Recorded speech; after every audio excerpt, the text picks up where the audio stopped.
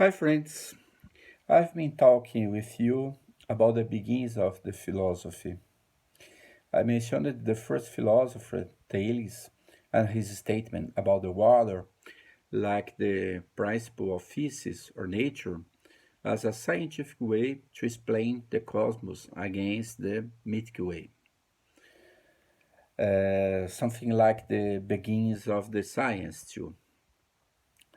Now, I want to add some things about the period of the ancient philosophy. First, I want to say that this period is known as the pre Socratic period or cosmological period. Of course, this name takes us to the name of the philosopher Socrates. With Socrates, the object of philosophy will change from nature to the man and the virtues. And then the period of Socrates will also be known as anthropological period. Okay. Thales belonged for the Milesian school from the city of Miletus. Of course, that nomination school was created after the life of this man, and we must get it in the metaphorical sense. Anaximander and Anaximenes are belong to the same school. But we are wrong if we imagine that his whole school proposed water as the arche. In fact, Anaximander doubted that principle, that arche was the apeiron. Apeiron is a Greek word that means something without limitation, apeiron or the unlimited. It's a more abstract conception, of course. But Anaximenes thought that principle was the air. For Xenophanes, the principle was the earth, and Heraclitus, for the Heraclitus, is the fire.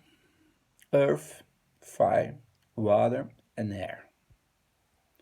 We're still going to talk about it. But we could do a question, how these guys done their choice. It's a complex question, especially if you take into account that we have of their writings are fragments, usually quoted by later authors. So we go to avoid to try to answer this here. From the city of Ephesus, Greek colony in Asia, a philosopher who deserves special attention of this school is Heraclitus. Less for the affirmation of the fire as arche, but because a famous proposition that no man ever treads on the same river twice, because it is not even river and it's not the same man. We will to return to comment this point in future.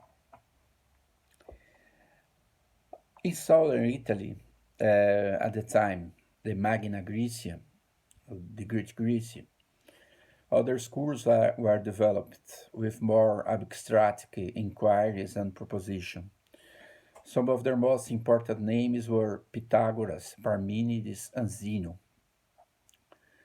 The former may, Pythagoras, have been born in the city of Samos and emigrated to Croton, now Crotone, Calabria, Italy, because of some political problems. He emigrated. His influence is enormous because it was who established the importance of the mathematics for the understanding of the world. Even if we are no longer Pythagorean, we cannot deny that this is a legacy that remains to this day. The math is like sometimes the structure of the word or a language.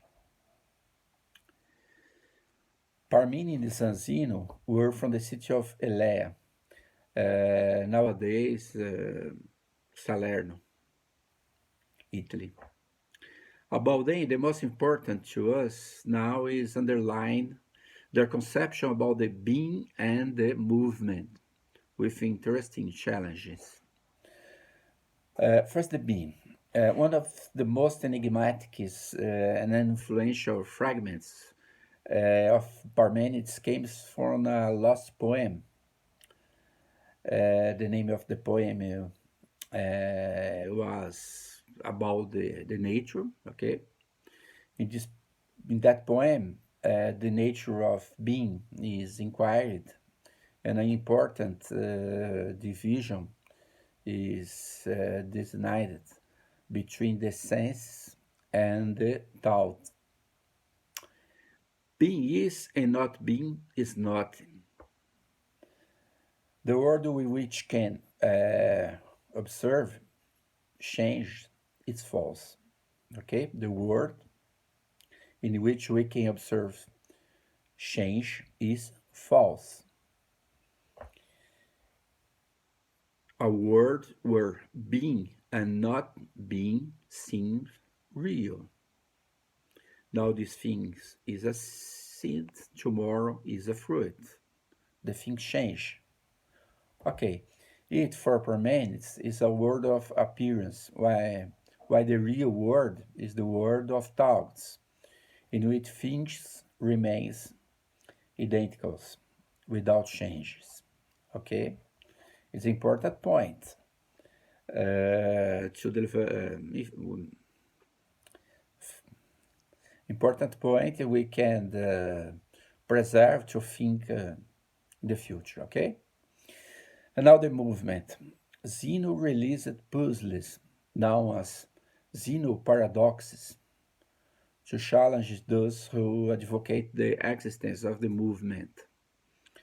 One is, how could Achilles, a victorious Olympic runner, be able to defeat a turtle in a race if the turtle had an advantage?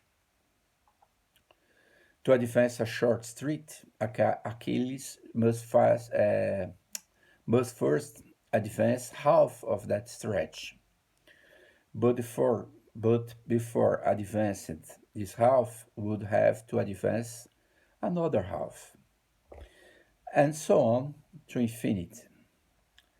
The turtle won. Movement, then, is only an illusion of our senses and disagree with our thinking.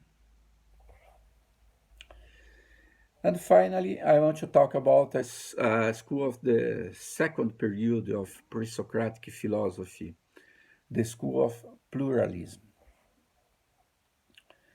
The old school was monistic because philosophers like Thales, for example, believe in a single principle to explain things, nature. And now thinkers like Empedocles of Agrigento, Italy too, will speak about a multiplicity of principles, like the doctrine of the four elements: earth, wind, water, and fire. This theory will be accepted by Aristotle in the future of the ancient Greek philosophy, and today, those who believe in horoscope, now if their sign is of water, of fire, I'm of fire because I'm Sagittarian.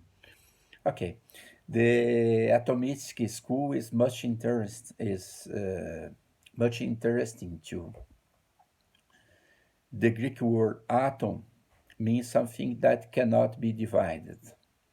So for them, like Democritus from the city of Abdera, Leucippus, the world that we can observe is the result of the fall of their indivisible things, objects, in the empty. How they are of different formats when they gather by the random, they form the order of the nature that we know.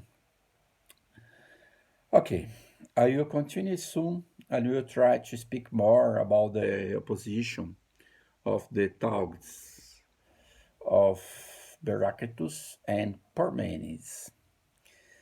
See you, friends.